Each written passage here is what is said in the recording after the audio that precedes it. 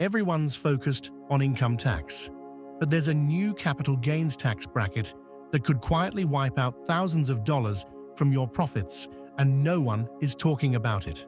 If you made money from stocks, crypto, real estate, or even selling your small business, you might assume the capital gains tax works like it always did: 0%, 15%, or 20%, depending on your income.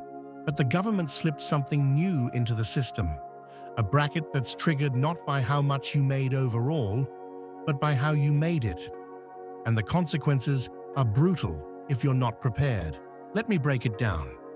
Most people don't realize that capital gains can now push you into hidden surtaxes. There's the 3.8% net investment income tax, NIIT. If your modified adjusted gross income, MAGI, passes a certain threshold, and that's on top of your regular capital gains tax. For example, let's say you're married and your MAGI is $270,000. You think you're in the 15% bracket.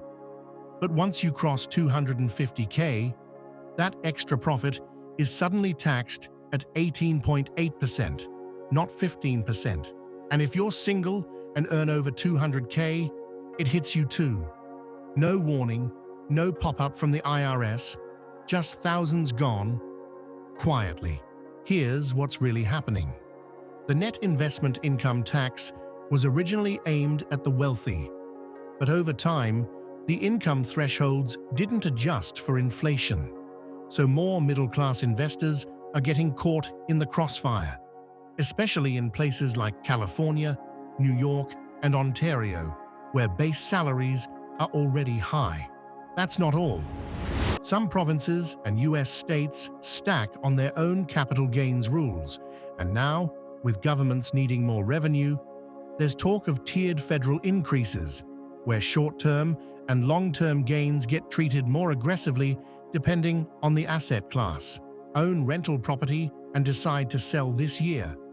Suddenly, you could be facing capital gains plus depreciation, recapture plus local surtaxes, pushing your effective rate over 30%, even if your base income doesn't look rich on paper.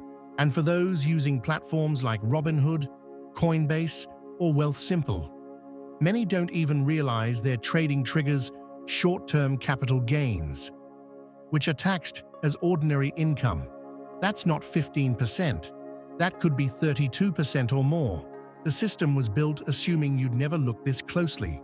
They count on you being busy, distracted, or assuming your tax software has it all figured out. But here's the truth. If you plan to invest, flip, trade, or sell, even casually, understanding the real capital gains brackets is non-negotiable. It's the difference between building wealth and leaking it silently over time. Don't let ignorance become your most expensive decision.